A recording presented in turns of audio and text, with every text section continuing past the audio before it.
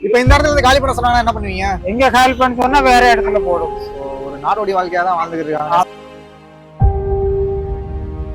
மத்தபடி மழை பெய்யறப்ப உங்களுக்கு பயங்கர ஸ்ட்ரகிள், இந்த வேற என்ன மாதிரி ஸ்ட்ரகிள் இருக்கு? மழை பெஞ்சா தண்ணி ஒழுங்கும் எல்லாமே செய்யும். ஆனா நீங்க படிப்புக்கு செலவு பண்றதுக்கு ரெடியா இருக்கீங்களா? முதல்ல பசங்களுக்கு ஆதார் கார்டு வேணும். எழுதி வாங்கிட்டு போயிருக்காங்க நிறைய பேரு. லேடிஸ் வந்தாங்க, ஜென்ட்ஸ் வந்தாங்க, எல்லாமே வந்தாங்க, வாங்கிட்டு போயிருக்காங்க. ஆனா திருப்பி யாருமே வரல.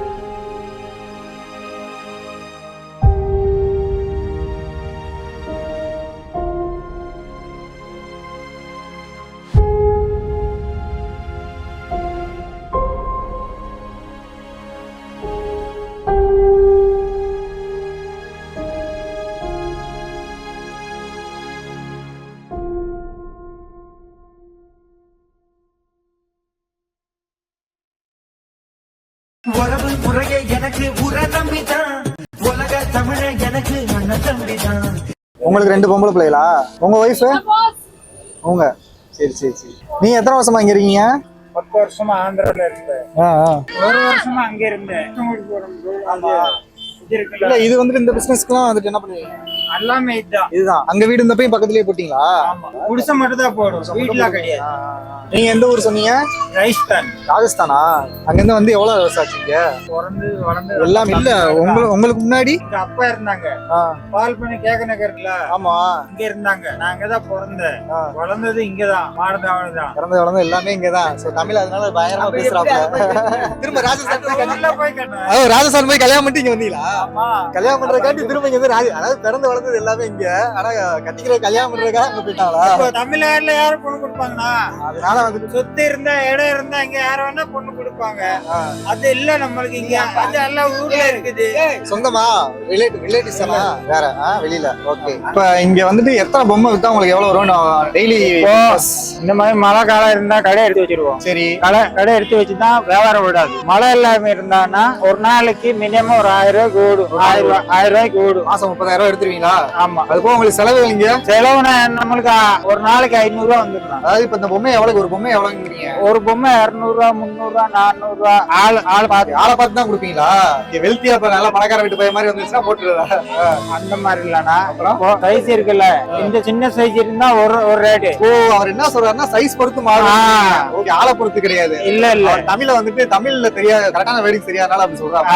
அப்படி சைஸ்க்கு ஏத்தாப்புல ரேட் சொல்லுவீங்க. சைஸ் இப்போ இந்த பொம்மை இருக்குன்னா 600 ரூபாய் சொல்லுவோம். சரி, 600 ரூபாய் சொன்னா 300 ரூபாய், 350 ரூபாய், 400 ரூபாய் கூட போயிடும். எவ்வளவு கம்மியா? அதிகபட்சம் கம்மியானா எவ்வளவு கொடுப்பீங்க? கம்மியானா சின்ன சைஸ் வரும் 50 ரூபாய், 60 ரூபாய் வரும். இந்த நார்மல் சைஸ் இந்த மாதிரி இருந்துச்சு அப்படின்னா அந்த மாதிரி வேணா 300 ரூபாய் லாஸ்ட்.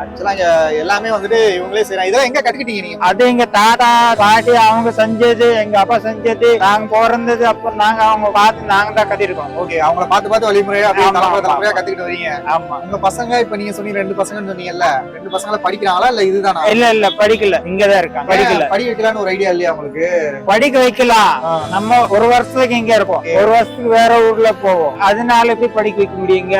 படிக்க வைக்க முடியாது. அதெல்லாம் கரெக்ட் தான். நான் என்ன கேக்குறேன்னா, இப்ப நீங்க ஸ்டடீஸ்க்கு சொல்லிட்டு நீங்க உங்கள மாதிரியே நிறைய பேர் ஊர்ல இருந்து வந்திருப்பாங்கல்ல? நிறைய பேர் இருக்காங்க. அவங்க எல்லாம் சேர்ந்து ஏதாவது ஒரு முடிவு பண்ணலாம். உங்களுக்குள்ள நீங்க ஏதாவது? இல்ல அது பண்ண முடியாது. அது பண்ணவும் முடியல உங்களால. வெளியில படிக்க வைக்கிற ஐடியா இருக்கா? கண்டிப்பா அதுக்கு ஏதாவது ஒரு சொல்யூஷன் இருந்துச்சு அப்படின்னா நிறைய பேர் அதை டாக் பண்ணுங்க. அந்த மாதிரி ஏதாவது இருந்தா வேணா சொல்லுங்க, பாப்போம். ஆனா நீங்க படிப்புக்கு செலவு பண்றதுக்கு ரெடியா இருக்கீங்களா? முதல்ல பசங்களுக்கு ஆதார் கார்டு வேணும். எழுதி வாங்கிட்டு போயிருக்காங்க நிறைய பேரு. லேடிஸ் வந்தாங்க, ஜென்ட்ஸ் வந்தாங்க, எல்லாமே வந்தாங்க, வாங்கிட்டு போயிருக்காங்க.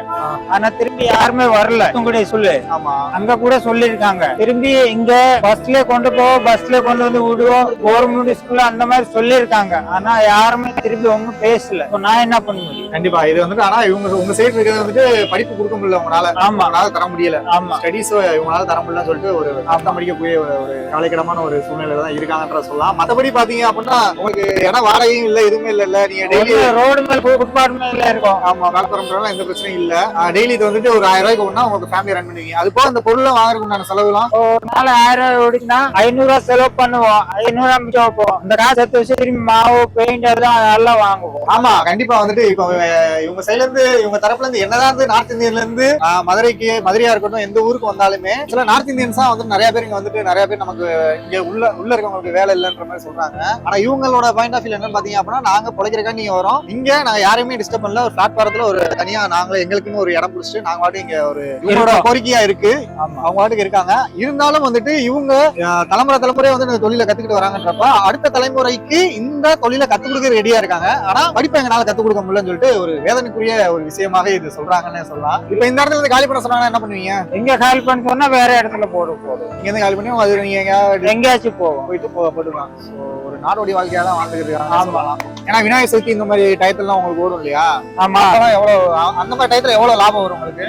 3 லட்சம் ரூபா 4 லட்சம் ரூபா அது நம்ம பொம்மை விற்கிற தகுந்து இருக்குது. ஒரு சிலை 4 அடி சிலை எவ்வளவு விற்பீங்க? 4 அடி சிலை 9 ரூபா 10 ரூபாக்குள்ள வரும். 9,000 ரூபாய் 10,000 ரூபாய். அந்த வருஷத்துல ஒரு தடவை வர்றதுதான் உங்களுக்கு. ஆமா.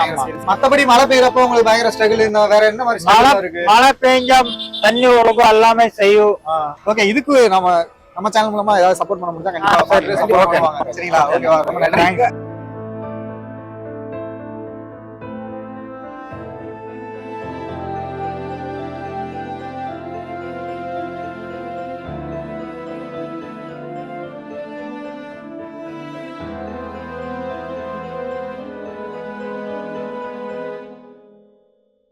உறவு முறையே எனக்கு உர நம்பிதான் உலக தமிழ எனக்கு அண்ணன் தம்பிதான்.